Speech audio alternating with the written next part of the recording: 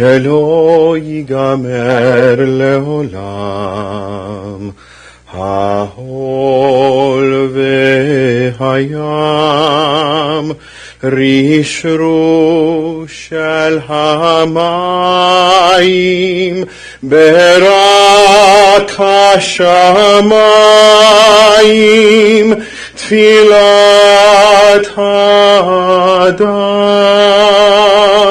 החול והים, רשרוש של המים, ברק השמיים, תפילת האדם. אשא עיני אל ההרים, מאין יבוא עזרי. אשא עיני אל ההרים, מאין יבוא עזרי.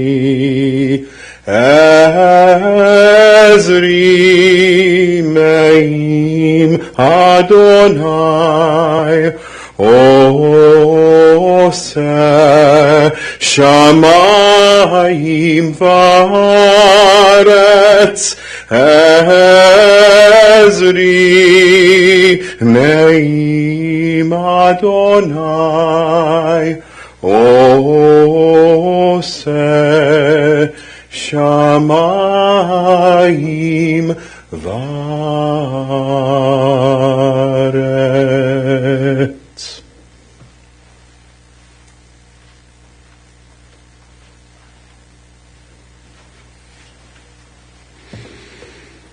Shalom. My name is Josh Caruso. I'm one of the clergy members of Congregation Mishkan Orem, here with my colleague, Cantor Vladimir Lapin. We are honored to be here today and walk with Fay's family as they escort her to her final resting place. I invite you to join me with these words from Psalm 23. With God as my shepherd, I shall not want. The Eternal makes me lie down in green pastures, leads me beside the still waters, restores my soul. God guideth me in straight paths for his name's sake. Yea, though I walk through the valley of the shadow of death, I will fear no evil, for you are with me.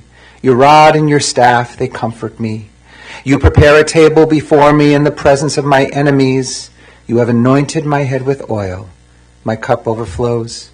Surely goodness and mercy shall follow me all the days of my life, and I shall dwell in the house of the Eternal forever. It is a fearful thing to love what death can touch, a fearful thing to love, hope, dream to be and oh to lose. A thing for fools this, and a holy thing to love. For your life has lived in me, your laugh once lifted me, your word was gift to me. To remember this brings a painful joy. 'Tis a human thing, love, a holy thing, to love what death has touched. Dear God, this day, be with us. Wrap us in your presence like a blanket. Comfort our saddened souls. May the grieving family find solace in the love they share, in the devotion of friends and community, and in the knowledge of your sheltering presence. God, console us all in the faith that Fay lives on among us, in every family celebration, in each of our smiling memories, in her devotion to friends and family. Shomea tefillot. Dear God, hear our prayers. Find favor in our dear one, beloved daughter, sister, mother, wife, aunt, grandmother, treasured presents to so many, so cherished and admired. Shower your presence upon Fay. May she be welcomed into your presence, O God. And we say, Amen.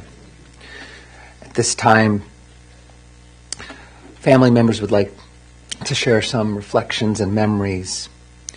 We'll be inviting Irma Friedman, sister of Fay, Joel Silverman, Fay's son, and Ross Krantz, her grandson, to speak in that order.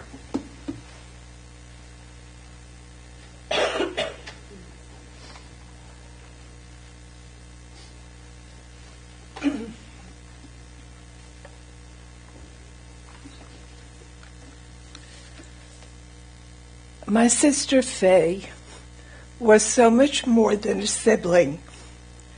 She was a friend, a confidant, and someone whose love and presence shaped my life in countless ways. Fay and I were 10.5 years apart. In many ways, she was like a second mother to me. She often babysat me after school and in the evenings while our parents worked long hours at the furniture store. I could be pretty difficult when Fay wanted me to do something I did not want to do. For example, when she picked me up from a play date and I didn't want to leave, she would get creative. She would say, "If you come now, when we get home, I will give you bupkis." In case you're not familiar with the Yiddish word, bupkis means nothing. I would ask, "What is that?" And she would tell me it was a surprise. It certainly was, because when we got home, there was nothing. And I would cry, and she would gently pick me up, give me a kiss, and she would say, "Next time, you should just come when I ask you to." I never did learn that lesson. My sister was beautiful and had lots of admirers. I always wanted to tag along on her dates. Imagine having to bring your little sister along. But on some occasions she did.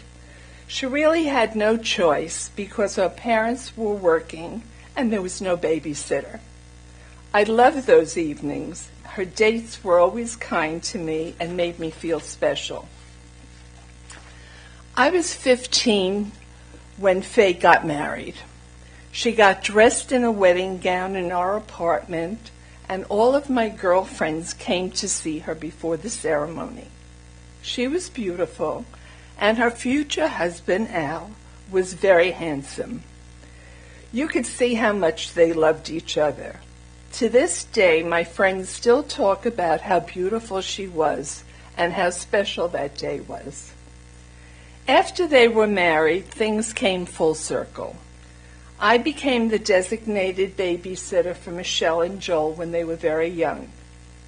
We all remained close and spent the holidays together for as long as they lived in New York, and I treasure those years. Fay was always looking out for me. One of the things that she impressed upon me was how important it was to go to college. It mattered so much to her that after she was married, while raising young children, she went back to school in her late 30s, earning both a bachelor's degree and her master's degree in social work. She eventually became head of adult daycare at Beth Abraham nursing home in the Bronx. And she was there for 20-something years, and she really had a full career. I was always so proud of everything she accomplished. Throughout the years, no matter where either of us was, I always knew that she was there for me. Not only was she a wonderful sister, she was a wonderful daughter, mother, aunt, and grandmother. Dear Fay, I will miss you, and I love you.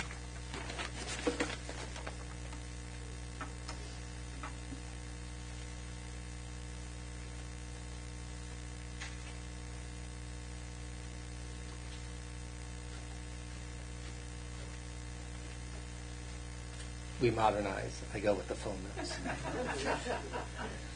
Okay, first of all, I have to cross out all the things that Irma said that I was going to say. Okay.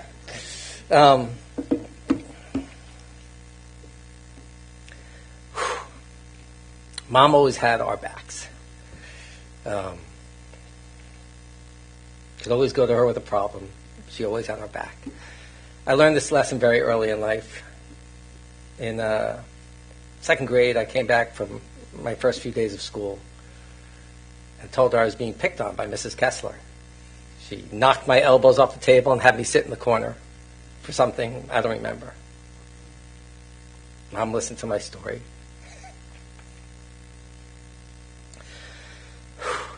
And she said, "Let's go to school tomorrow and we'll talk about it."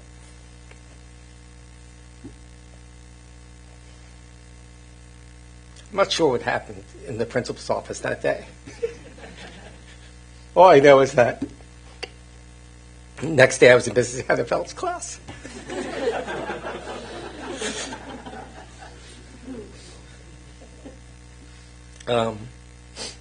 And she always wanted to be physically close to us, always touching us, always stroking her hair. Like Rach said it yesterday in the car when we were talking about it, that, it almost felt like, her energy was, and her love was bursting out. Like she had to touch you. She had to get it out through that touch. And she did. And she, even till the end, I would come in, from New Jersey, and I'd see her, and the first thing, she would get my face in her hands, and she would touch me and close me. It was amazing. Anyway, when I was 8, as Irma said, and she was 38, she went back to college. 4 years at Lehman, 2 years at MSW. My memories of that were her at the dining room table with her Smith Corona typewriter, typing her papers. She would type these papers, 15, 17 pages, because her handwriting was atrocious. And then she'd give them to my dad to read. My dad never went to college, but was very smart and a great writer. And he would mark them all up, and then she would go back and she would type them again. No word processing, no computers back then. And then she went to Beth Abraham. Now, she had 3 job offers coming out of graduate school. And she chose the one at Beth Abraham, taking care of the terminally and chronically ill. It also paid her $4,000 more. So she took that job, and she started as a social worker, and then she ran this adult daycare program. And she would come back, and they had maybe 10 or a dozen people. They would go out in vans, and they'd pick them up, like elderly people who had nothing to do, and they bring them into the hospital, and they had activities and games, and then they would have vans take them back at the end of the day. And she's like, I'm supposed to build this program. And my dad would scheme, because he was a marketing guy. They would scheme on how they could do it. And Mom built that program from that 10 or a dozen to over 120 people. They would send out 10 or 12 vans, and they'd pick people up, and they'd bring them in. You always talk to the census. How high was the census today? I'd always ask her. She'd be like, 118. I'm like, yeah. It's really great. But I never really kind of knew what it meant. I just didn't know really what she did. I kind of knew it numerically. And then I came back from college one time. I had to borrow the car. She'd taken the car to work. And I wanted to get the car. So I took a bus over to the hospital and got to the car. And wanted to get the car, but I had to go get the keys from her. So I went upstairs. I'm looking for Fay Silverman. They direct me someplace. And there I open up this elevator, and there's my mom in the middle of this large hallway. She has a clipboard. And she's directing traffic, and things are going on, and people are coming, and I walk up to her, and I'm like, just give me the keys. I wanted to go hang out with my buddies. I didn't really care. And just as I asked her for the keys, some man with some type of tongue problem is all I remember. It's like tongue was hanging out of his mouth, came to say something to her. And I said, Mom, the keys. And she put her hand up. And she waited for about 10, I waited, because I had no choice, right? 10 or 12 or 15 minutes, as this guy said, nice to meet you, to me.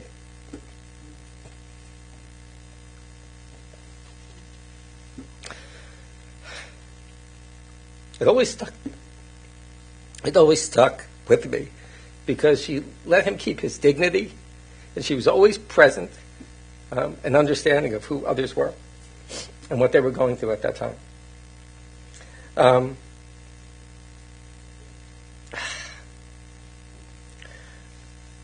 I think that whole time at Beth Abraham was kind of like a precursor to my dad being sick. She, always took care of my dad for 12 years, from his first heart surgery and through his cancers and whatever, right? For 12 years, and she never wanted any help. She refused. My sister and I tried to get her help many times. She's like, no, I got it. I'm doing it. And she had some system of levers and leverage points and straps that she would use to get him up and get him to the bathroom and make him move. And it was incredible. She'd be studied by professionals. I'd get to Cleveland. I'd come visit, and because she would let me help with her, but she'd instruct me. Joel, okay, put your leg over there. Move your arm this way. Do this. And then she would yell at him, ow, put your arm up here. Ow. Al, come on, give it a pull. Come on. She would yell at him, and then she'd yell at me. And eventually he would get up and he would, do whatever he had to do. And he was her priority, and she would not entrust him to anybody else. And there were times I wanted to do things with her. I'm like, Mom, because she was healthy. She was in decent shape, and she wouldn't leave him. She just didn't want to leave him. And she was a 100-pound woman taking care of this 200-pound guy. And I was talking to Josh earlier, and he recounted the story about how we asked him when they went down to Florida on one of their trips to help, because we weren't going to be down there. I'm like, Josh, meet my mom at the house so that you can help, my dad out. And whatever happened, Josh was like, I couldn't do it. He was too heavy. I'm a big, strong guy. He was 200 pounds. I couldn't maneuver it. But, she did it every day. Really impressive. I'd say the hardest 2 years of her life were the last two without him. They were really difficult. I mean, she's a fiercely independent woman. She didn't like not being independent herself, and she certainly didn't like being without him. She still fought at every turn, though, to be independent, I don't want to say disobey us, but, just she wanted to do what she wanted to do, and there was, no stopping her. I want to walk. Doctor's not saying, I don't care about the doctor. I'm walking. Right? She would walk. She would have to do what she wants to do. That's what she did. She was fiercely independent. And she would never acquiesce to her fate. I feel like this moment now could have happened 6 times. And every time, she came back stronger. When I was here, it was about 6 weeks ago, she was good. She's like, I'm walking. She gets up. We did a whole lap around the place. She was tough. And we could have never gotten through it all, honestly, without, the caring of the people at the Ashton who took care of her, and her caregivers who took care of her. They were there for 5 years, first 3 with my dad, and then the last 2 without. And it's always, it's often a thankless job. And I would say these people did their best in really making her feel dignified and human, and as independent as they could. And I could have never gotten through this without my sister, honestly. It's a hard time to go through this and watch your mom or your parents decline at such kind of a rate like my parents did. And I was lucky enough to have somebody who always put them first, who I never had to doubt their judgment, and who always included me in every decision that meant anything. So in many ways I was lucky as well, because it's hard being the faraway guy. But I was really lucky that way. I never had to question a thing. So I love you, Mom. You were a wonderful mom. You always had our backs. You taught us resiliency. You taught us love. And I'll miss you. Thank you.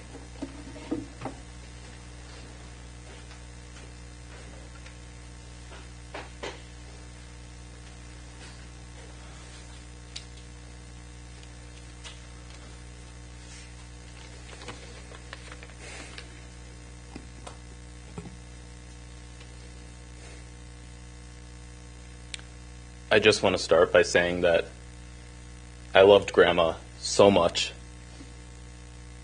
Had the privilege of spending my entire life with her, and I'm just going to really miss her a lot. Growing up with Grandma and Grandpa was having regular sleepovers at their home. Ellen, Tara, and I would go out to dinner with them at Champs and Austin's. Grandma and Grandpa taught us card games like War and Gin Rummy. We would make pancakes in the morning. Visiting Grandma and Grandpa in Florida was hanging out at the pool while Grandma played a round of golf or tennis with her friends. It was poker around their kitchen table, ending the day with going out to dinner and a movie. Their fridge was covered with drawings from their grandkids, and once the drawings went on the fridge, they never came off. Grandma made us feel like their home was an extension of our own. And we just felt really comfortable there. You didn't have to ask where anything was because you already knew. We knew in the kitchen we could find cranberry juice, Diet Coke, chocolate pudding, and prunes. And Grandma would toast her bagels to the blackest possible setting, so they were almost fully burnt, and then she would cover them with schmear. When they were in Florida and we were back in Cleveland, we would talk on the phone. And we would just have these really loud and lively conversations, asking questions, challenging each other, laughing.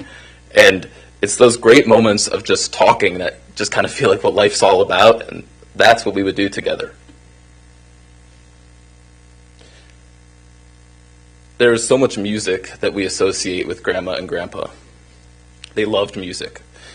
Classical was the soundtrack of kind of our time together, but Billy Joel would play on the stereo in their Lexus, and even after Grandma's memory started to fade, we could play a Frank Sinatra song that she hadn't heard in 60 years, and she would sing every word.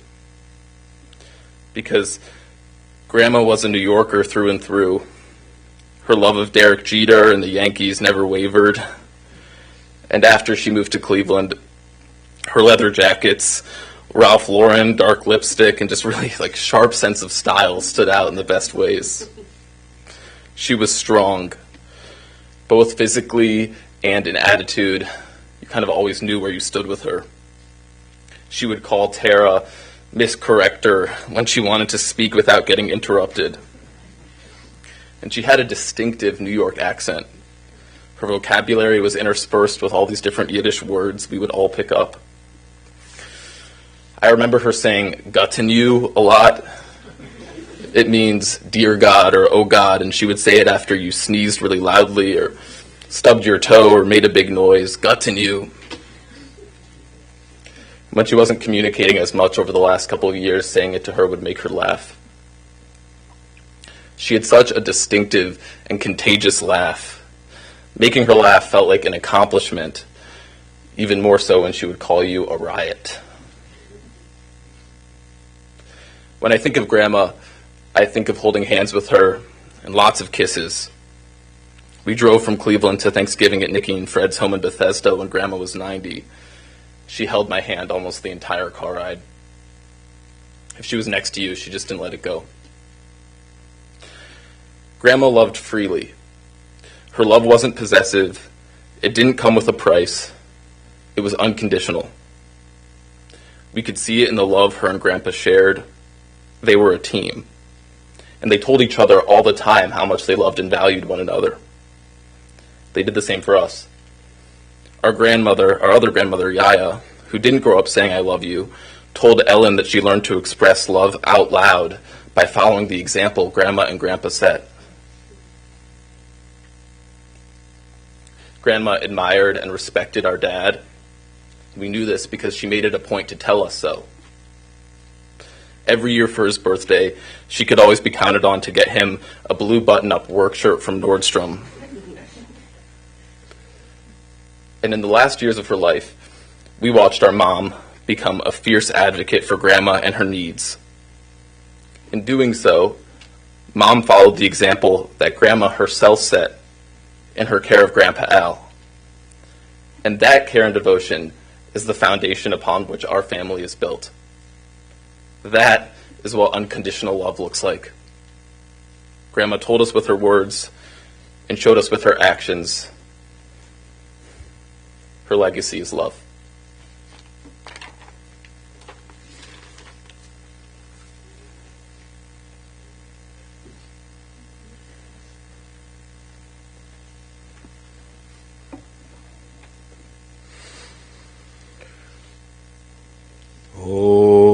Ozi וזמרתיה ויהי לישועה. עוזי וזמרתיה ויהי לישועה.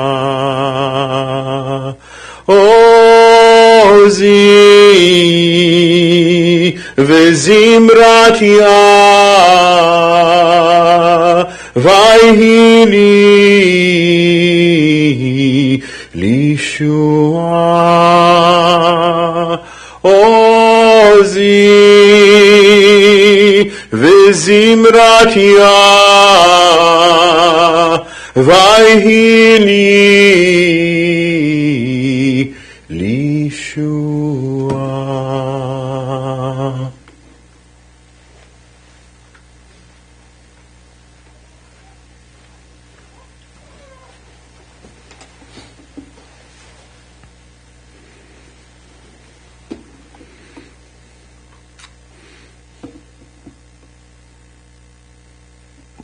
As you've heard by now, Fay Silverman's love language was physical touch. There was something about being physically close to her loved ones that brought her a sense of assurance and comfort.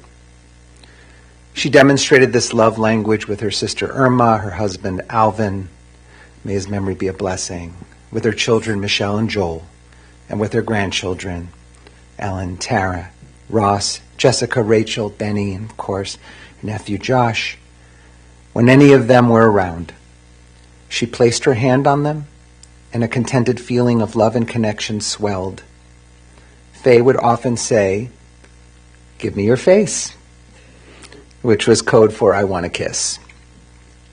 Evidence of physical affection and the attendant emotions therein are not wholly common in the Hebrew Bible, but there are poignant moments featuring familial love. There are times of reunion and revelation between siblings, parents, and children that yield a physical expression of deep love. In particular, when Jacob finds himself in the final days of his life, he says, "If I have found favor in your sight, please put your hand on me. Treat me with faithful kindness." It is the same sentiment that comforted Fay and animated the love she always knew was there. Fay summoned and dispatched love all throughout her life. As a girl growing up in the Bronx with her sister Irma and her brother Murray, may his memory be a blessing, Fay was a guiding presence, a second parent to her younger sister, looking out for her, a steady confidant. She exhibited a great sense of responsibility and tenacity as she moved about in the world. And after graduating high school, Fay, good with numbers, went to work as a bookkeeper. Their parents, Harry and Toby, owned a furniture store and set the familial tone, serving as an example to Fay of being hard workers and caring for the family. In good time, Fay and Al found each other. Or let me put it this way, Al found Fay and fell hard for her. Really hard for her. He caught a glimpse of her across the street or in a restaurant somewhere. And as family tells it, he was, quote, hell-bent on making her his. Al's effusive love for Fay never ceased. Michelle mentioned the discovery of love letters Al sent to his beloved that profusely professed his love for her, her beauty, his gratitude.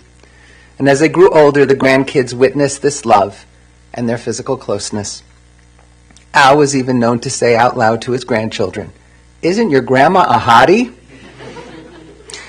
And in my recent gathering with family, memories of Fay were inextricably tied to Al. It was Fay and Al and Fay.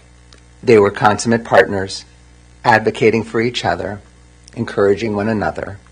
Perhaps most importantly, the common sentiment shared with me was that they loved each other's true selves. They were outgoing, social, fun. They liked to sing, dance. They liked to be around good people, and good people liked to be around them.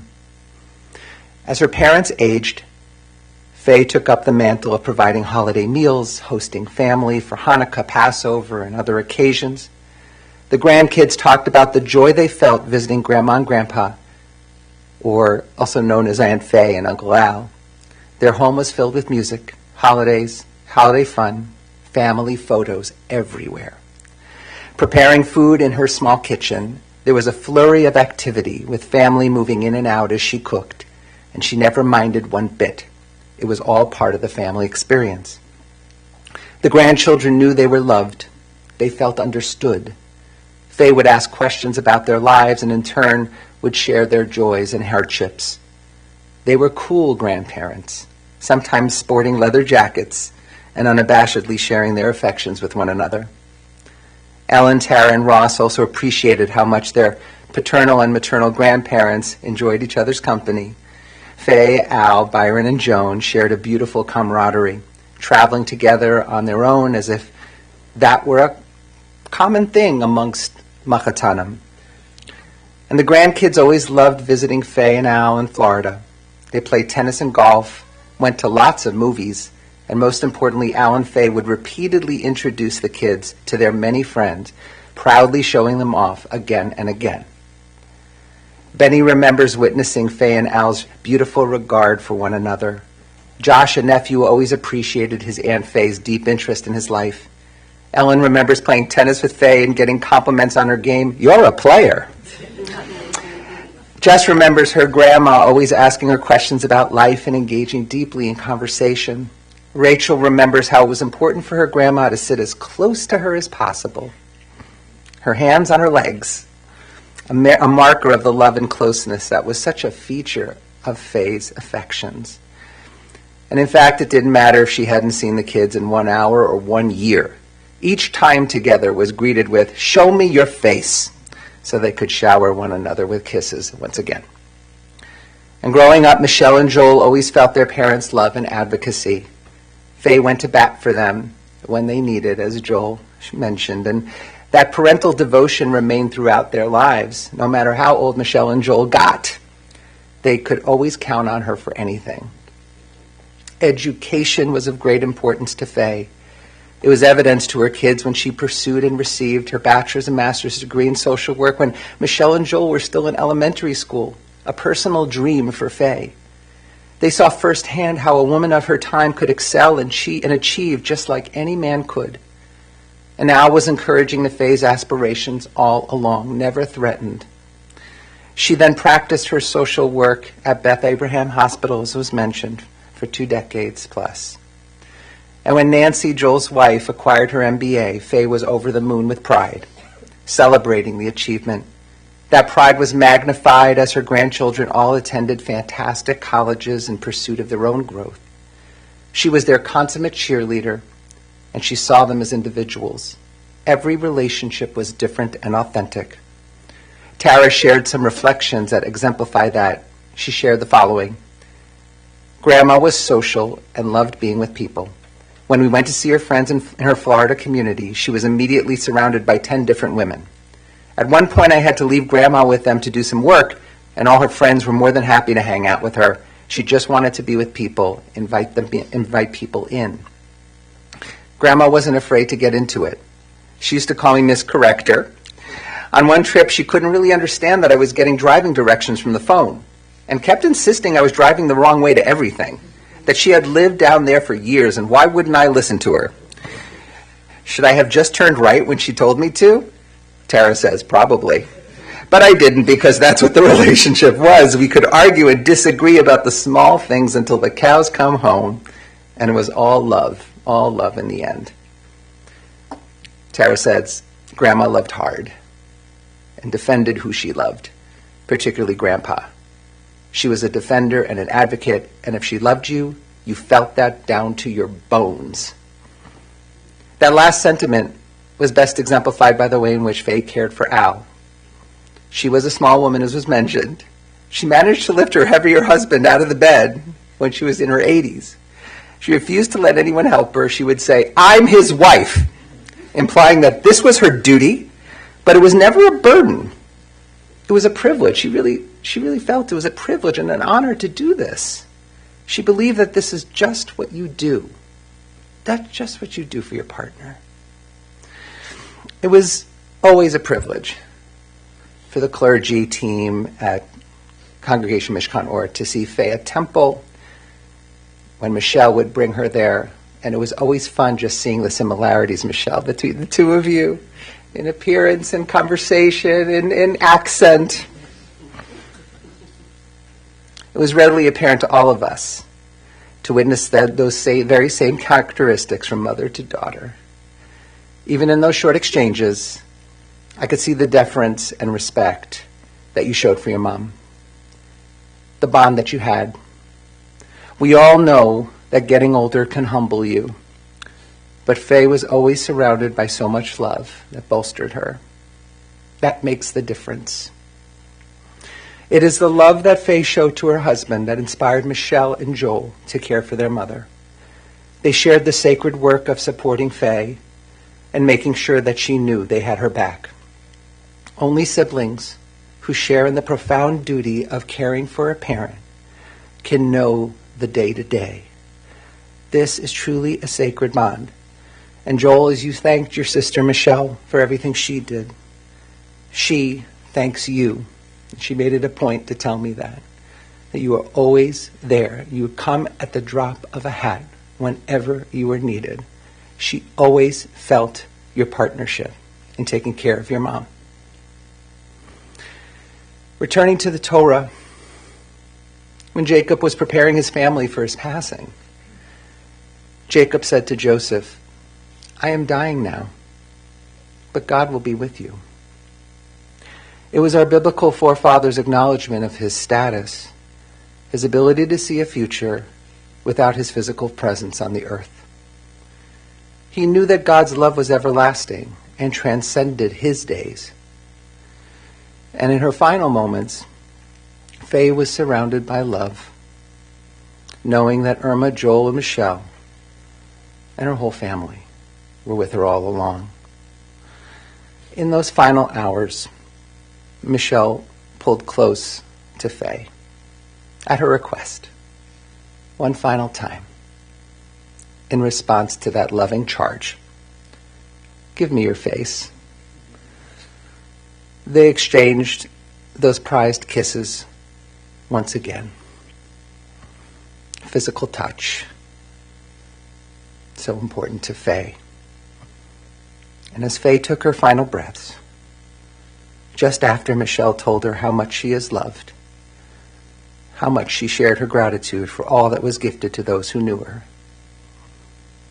she passed, quietly, contentedly. It was a true blessing for Michelle to be there representing the family. And like Jacob, Fay breathed her last, and she will be gathered to her people, joining Al in their heavenly home, filled with laughter, song, dance. They'll be loving on each other. We are better for having known them. Zichrona livracha.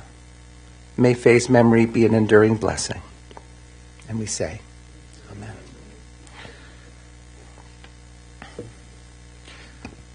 We invite you now to please rise as you are able for the chanting of El Malei Rachamim.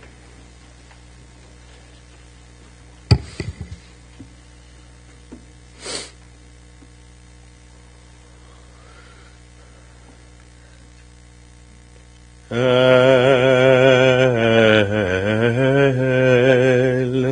Malei Rachamim Shochein Bamromim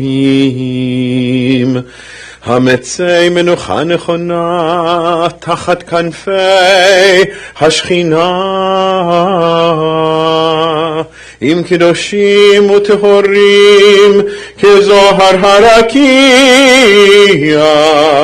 מזהירים את נשמת פגיה בת השל וטובה שהלכה לעולמה. בעל הרחמים יסתיריה בסתר כנפיו לעולמים, ויצרור בצרור החיים את נשמתה. אדוני הוא נחלתה.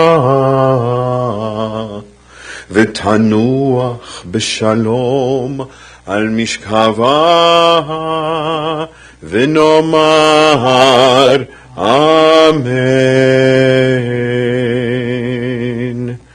May the source of life, the fountain of all being, open our hearts to compassion and our eyes to wisdom, that we might glimpse in perfect peace and sadness the way of all things. May Fay's memory be for us a blessing, and may we never let the light of her love grow dim in our hearts. May we remember all her worthy and righteous deeds, that her memory be forever bound up in the bond of life. God is our source and our destination, our beginning and our end. May Fay's death awaken us to this truth, that the bond of love we shared and share not be severed in sorrow. May she rest in peace. And together we say, Amen. As we turn to the conclusion of our service, family will be moving to the internment at Mayfield Cemetery. And then later today, family will be receiving friends, the residents of Michelle, at 2499 Fairmount Boulevard in Cleveland Heights. Again, 2499 Fairmount Boulevard in Cleveland Heights. Tonight from 7 to 9, and Tuesday from 2 to 4 and 7 to 9. Parking can be done either on Cedar Road, Fairmount Boulevard, or in the parking lot behind Luna's. Friends who wish may contribute to the Eli Morrison Sunshine Fund.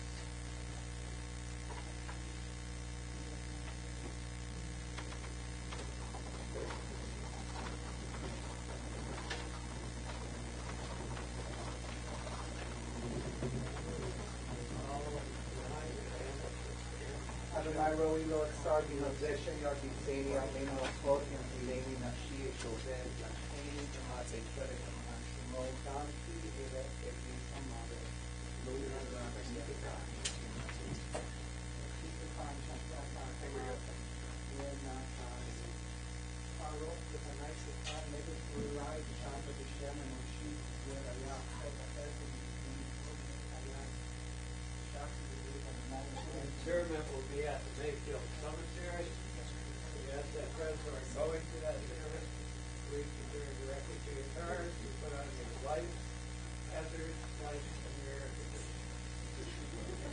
thank you.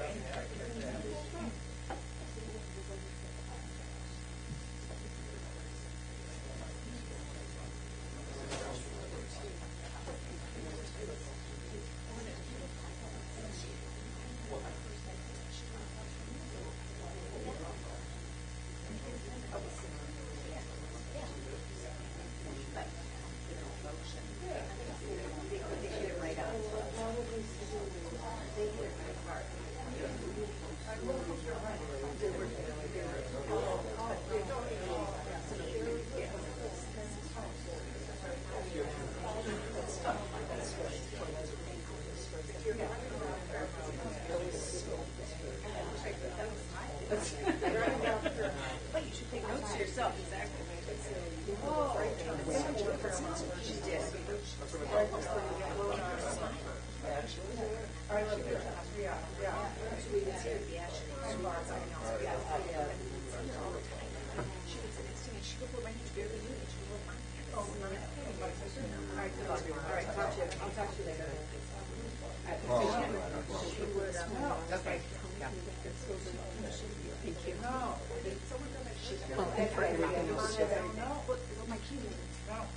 I heard nothing.